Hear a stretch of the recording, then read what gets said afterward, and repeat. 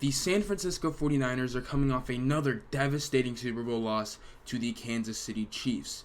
And now they got to figure out what's next during this offseason. And this is what this video is all about. I'm going to be providing context and then giving what I think is the best next step for the San Francisco 49ers this offseason to hopefully get back to the Super Bowl next year and see if they can win it. So let's go ahead and get right into it. So to start with some context, I think some of the big questions, or the more, the questions we have going into this offseason is who's their defensive coordinator after firing Steve Wilkes, who I think obviously did a really good job.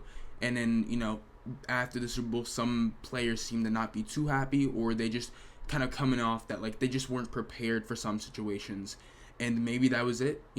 I can respect the not getting complacent, even though I think Steve Wilkes is a great defensive coordinator. And if he wasn't fired so late into the whole coaching carousel, he would definitely be defensive coordinator somewhere else. So I'm interested to see what happens with Steve Wilkes in these next coming weeks.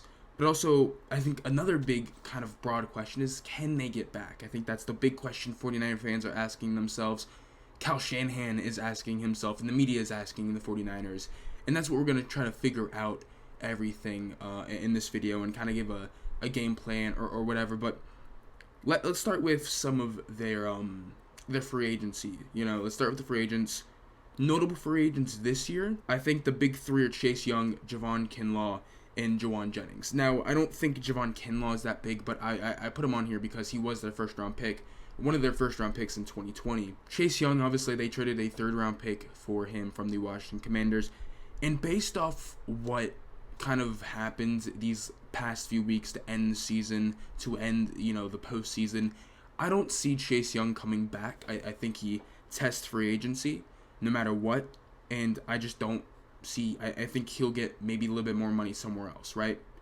So that's one thing, right? And then maybe he does, but I think also the 49ers could be content, possibly maybe getting a compensatory pick for him. Now, it's not going to be a third-round pick, but maybe like a fifth, sixth-round comp pick, which very well could happen, definitely. And then Jawan Jennings is another big one, who was their third receiver, who was very reliable during this postseason, also had a chance to win MVP, in my opinion, during the Super Bowl. He threw a touchdown. He caught a touchdown.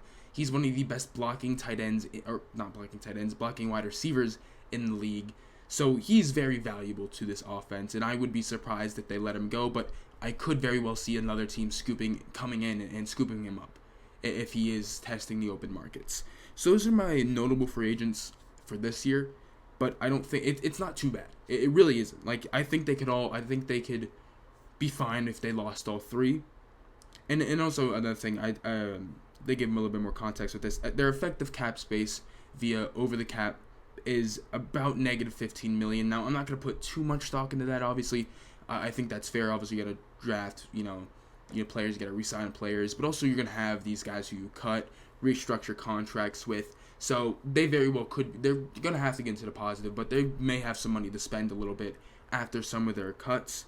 And that, could be like Jake Brendel, who they gave a contract to, and Colton McKivitz, and maybe some other guys there. But those are the two that kind of stood out after researching. And then also another thing, when we talk about free agents, is I want to look at their future free agents who they're going to have to pay soon. And I think the biggest one right now in the news is Brandon Aiyuk, who will be a free agent in 2025. And I would say they have to re-sign him this offseason. I think it would be in their best interest to re-sign him this offseason. So you're hoping that, obviously, he goes off next season. But if he has a really good season, could he be too much money? Right, I think this is the best year out of this offseason and next offseason to re-sign Brandon Aiyuk. And I think that needs to get done this offseason because he's your best receiver, right? And I think the future with Brock Purdy, not reliant on Brandon Aiyuk, but that's one of the guys you really got to have. And we can talk about Brock Purdy in that future with 49ers a little later. But also Charvarius Ward, I think, was the other notable free agents in 2025. Now, he's a little older, so we'll see what he does this next offseason or this next season and see how he plays. And then I would look to try to resign him then and see what happens. But he's still obviously a very good cornerback, right? He's still obviously a very good cornerback. Those are the two guys I think you really got to worry about in the next free agency. And I think, when you're looking at the cap space, you're looking at all that. In the future of this team, right? You're thinking about the now but also you gotta think about the future for the 49ers. I think you gotta look at that, and I think Brock Purdy, and that won't come until 2026. But they can't restructure him, or they can't extend a contract to him this offseason with how the contract works. I'm not too sure about next year, but if so, I would definitely look to do that, or I would again feel it out after this year, because he's a free agent in 2026, right? So I think that's another thing. You gotta make a decision about Brock Purdy soon. And obviously this is another thing, because he's on a cheap contract. He's Mr. Irrelevant. You got a pretty good quarterback on a really, really cheap deal. And you got to make sure you can take advantage of that. And so that's another big thing. Because Brock Purdy, if he gets better next year, if he does similar things to what he did this year, then you got to really look at that contract situation in next few years. So again, I think we're still pretty far away. I think we still gotta see what happens this next season. But I wanted to throw those ideas out there when we're talking about these free agents and stuff like that. And at the end of the day, I think they're gonna have a very similar team to this year. So I think they should be the top. They should be the best team in the NFC next year. But that kind of leads into what I think the next step is for the 49ers this offseason. So let's go ahead and get into that. So the next step for the 49ers is to go all in this season and also all in next season, because this window is running out of time, I would say. And I think they can definitely make some big moves this offseason. Now, I'm not saying they can go to a Patrick Mahomes type of quarterback. I'm not saying they're going to get a big move like Tyreek Hill, like the Miami Dolphins have done the last few years, because they don't really have that cap space, and they don't fully have that capital. And also, I think they're pretty good. This is a very good team. Obviously, the Dolphins had a lot of holes, the last few years, but this is a really good San Francisco 49ers team that has a genuine chance to go back to the Super Bowl next year. And so for me, it's upgrade offensive line. I think that's the biggest thing you got to do. And in draft, in free agency. Now, I'm not the best with cap space. I'm not going to pretend like I know everything about cap space, because people can do magical things with the cap, and we've seen the Saints do that year in and year out, somehow getting under the cap, even though they're like 80 million over during the season or whatever. That's the Saints, and I don't even want to try to dive into what the Saints are doing, but maybe you look at Connor Williams, a little younger, can get a nice center. I think, that's a thing, upgrade that interior offensive line, but also I think in the draft is where you really got to hit it with that first round pick. And I think guys like Jordan Morgan, who could be there, right? Graham Barton could be there. It's really who you like. Again, like Jordan Morgan, maybe Patrick Paul. I doubt Jackson Powers Johnson falls that far, but if he does, that's a godsend for the 49ers. And players like that, I think you really got to look at that offensive line in the first round, and also rounds after that. You got Trent Williams, great. But other than that, everybody on that offensive line other than Trent Williams is replaceable.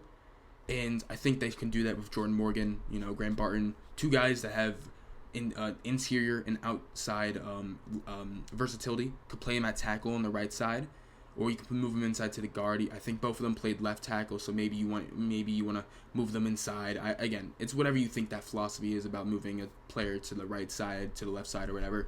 Or maybe you just want to keep him on the left side and move him to guard, which they very well can do, and I think will be very good at the guard position as well. I think re-signing Brandon Aiyuk, as I kind of touched on earlier, is kind of helping that go all in. You can manage the cap a little bit better for the future as well in these next few years.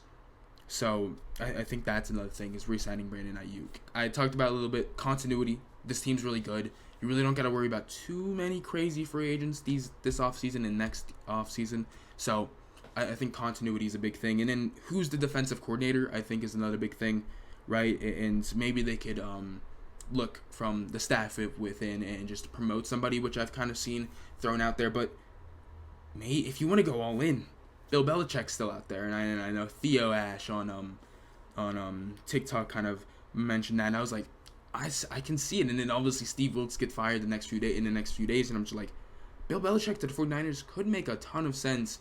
I don't know if Bill Belichick would do that though. I think it's so interesting, and I want to know what's inside his mind. Is like, to be a head coach, does he want those managerial roles, the GM roles, right? where he can have some control over the roster.